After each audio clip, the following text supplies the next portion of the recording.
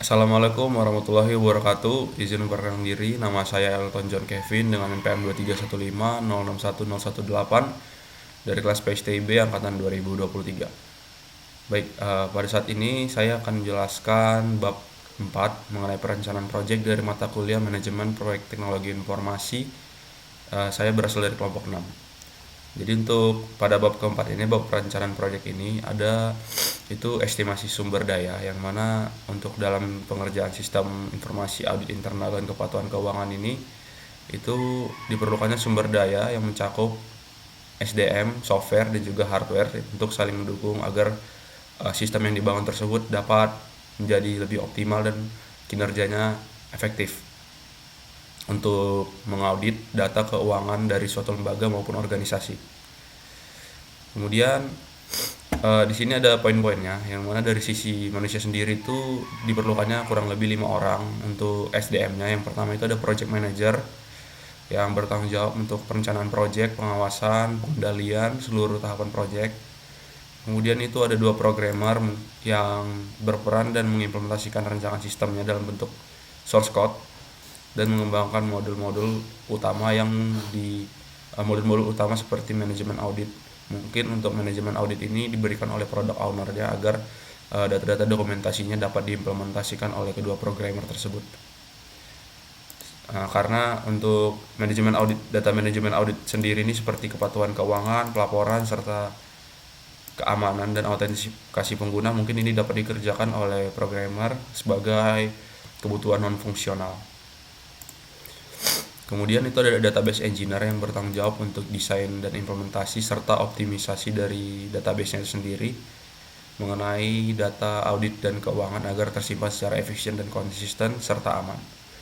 Dan di akhir itu ada QA atau Quality Assurance Tester, ini mana perannya itu untuk menguji sistem dan untuk memastikan bahwa kinerja dari sistem tersebut optimal dan mendeteksi tidak adanya bug dalam sistem tersebut, serta memberikan rekomendasi perbaikan sebisa bila terjadi sesuatu yang tidak diinginkan oleh programmer. Kemudian dari sisi software sendiri itu ada pemanfaatan teknologi open source, di mana framework utama yang digunakan adalah Laravel untuk backend-nya. Kemudian di sini dikatakan menyediakan struktur pengembangan web yang stabil, aman, dan mendukung. Untuk database yang digunakan di sini adalah PostgreSQL. Sementara itu untuk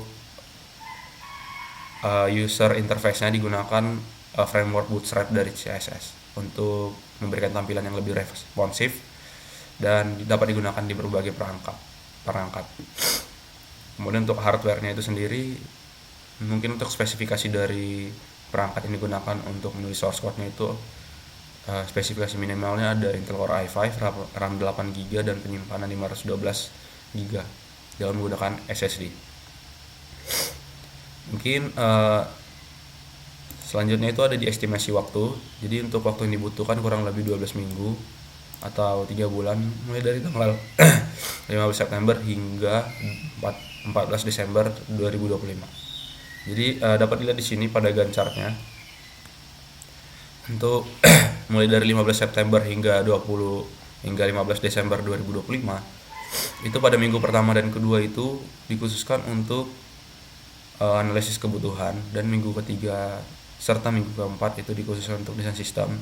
Minggu kelima hingga minggu ke-8 dikhususkan untuk implementasi dan pengembangan, serta pada minggu 9 hingga minggu terakhir itu ada testing, implementasi, dan evaluasi. Untuk metode SDLC yang digunakan pada pembuatan sistem ini adalah waterfall, yang mana diperlukannya tahapan analisis secara berurutan dan juga saling bergantung satu dengan yang lain.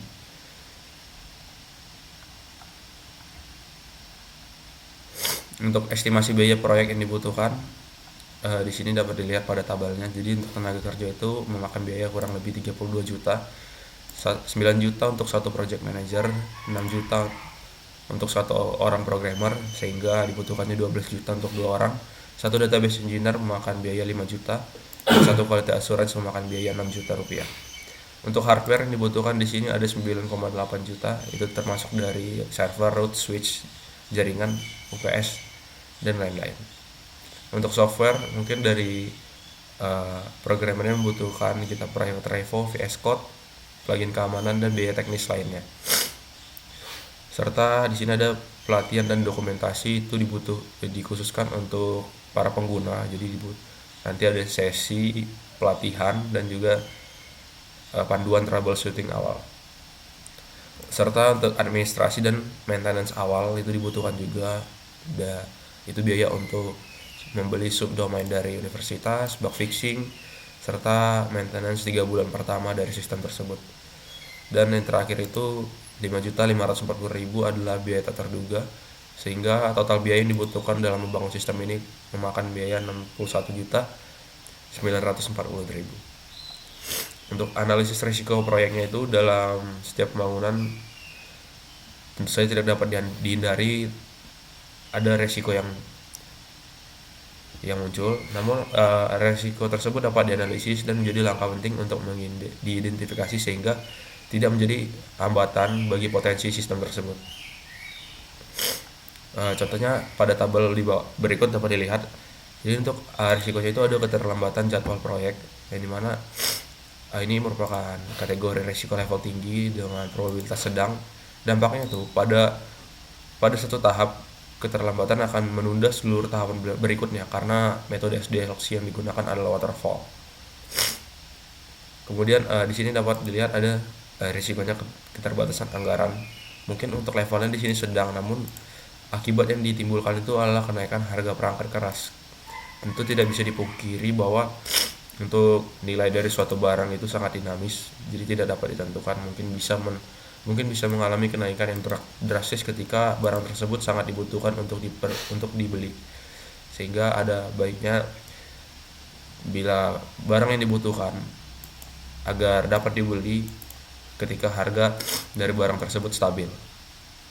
Serta keamanan sistem, pemeliharaan dokumen teknis, kinerja sistem, migrasi data, perubahan data, kepatuhan regulasi, dan masih banyak lagi.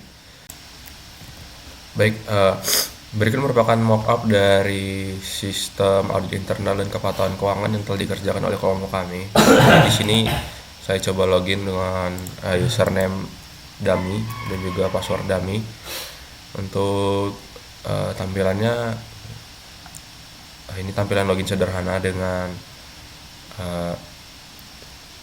warna biru. Kemudian saya klik masuk. Di dashboard awal itu ditampilkan ada 2 chart, yang mana chart sebelah kiri itu sistem audit bulanan. Itu untuk satu data diagram batangnya, itu sepasang diagram batangnya ini untuk data selama 1 bulan. Dan untuk di sebelah kanan saya ini ada chart juga, jadi ini total persenannya. Kemudian di sebelah kiri ada sidebar, itu data audit, yang dimana di data audit ini dapat dilihat siapa saja auditornya yang diaudit, dan juga status, bahkan bisa dihapus, diedit, untuk lihat detail juga bisa. Kemudian ada kepatuhan keuangan, dapat lihat di sini laporan audit, itu total laporan, riwayatnya, serta manajemen pengguna juga ada, dan juga pengaturan. Kurang lebih begini tampilan yang dikerjakan oleh kelompok kami. Mungkin sekian yang dapat saya sampaikan. Terima kasih.